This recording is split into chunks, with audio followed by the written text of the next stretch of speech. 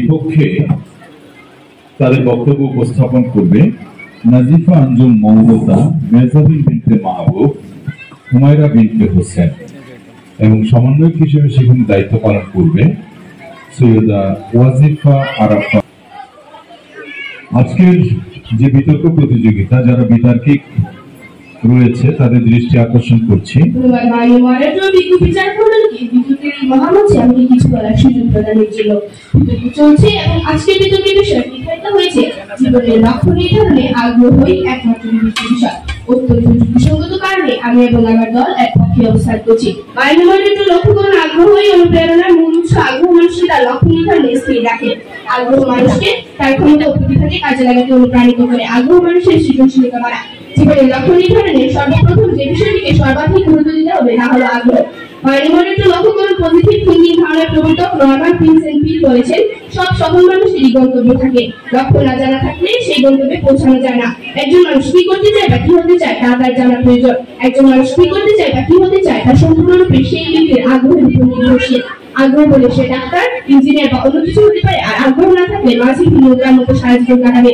একমাত্র আগ্রহ এবং কেবলমাত্র আগ্রহই পারে মানুষকে তার জীবনের লক্ষ্য নির্ধারণে সুপথে পরিচালিত করতে। উদাহরণস্বরূপ ঈশ্বরচন্দ্র বিদ্যাসাগর ও স্টিফেন হকিং এর কথা বলা যায়। ঈশ্বরচন্দ্র বিদ্যাসাগরের আর্থিক অবস্থা ভালো ছিল না, কিন্তু পড়ালেখার প্রতি প্রবল আগ্রহের জন্য ল্যাপস ইংরেজি পড়াশোনা করে তিনি বিদ্যাসাগর উপাধি পেয়েছিলেন।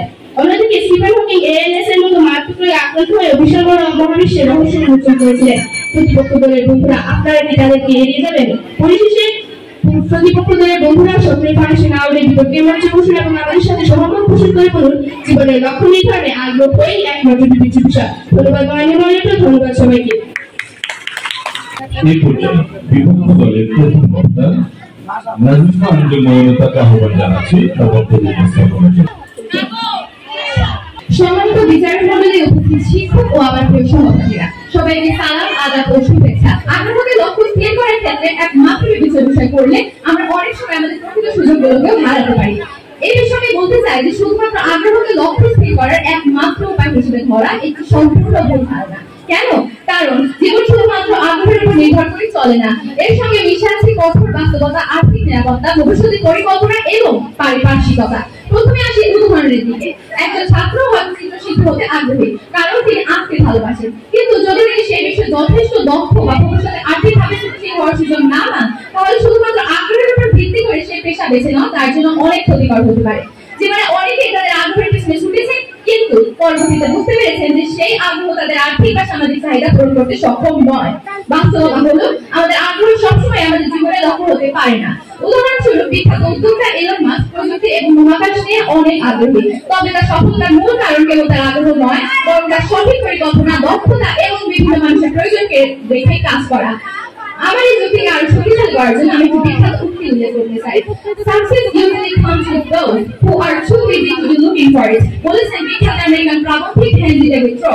এই উক্তিটি বোঝায় সাফল্য শুধুমাত্র আগ্রহের উপর নির্ভর করে আসে না। যারা কঠোর পরিশ্রমের মাধ্যমে তাদের লক্ষ্য পূরণের চেষ্টা করে তাদের কাছে সাফল্য ধরা দেয়। আর একটি গুরুত্বপূর্ণ দিক হলো শুধুমাত্র আগ্রহের উপর নির্ভর করে লক্ষ্য নির্ধারণ করলে আমরা আমাদের জীবনের অন্যান্য বিষয়গুলোকে অবহেলা করতে পারি। একইভাবে বিখ্যাত ফরাসি পণ্ডিত রেনে কোয়ার্টের আরেকটি বিখ্যাত উক্তি হলো, It is not enough to have a good mind. The main thing is to use it well. শুধুমাত্র ভালো চিন্তা ভাবনা বা আগ্রহ থাকলেই হবে না, সে আগ্রহে বাস্তব রূপ দেওয়ার জন্য দক্ষতা ও পরিশ্রম প্রয়োজন। পরিশেষে বলতে চাই, শুধুমাত্র আগ্রহের উপর নির্ভর করে জীবনের লক্ষ্য স্থির করা যায় না। এর সঙ্গে দক্ষতা, বাস্তবতা, আর্থিক নিরাপত্তা, দীর্ঘমেয়াদী পরিশ্রম এবং পারিপার্শ্বিক বিষয়গুলোকে বিবেচনা নিতে হয়। আগ্রহ মূল্যবান, তবে সেটি একমাত্র পথ হতে পারে না। এই হলো আপনার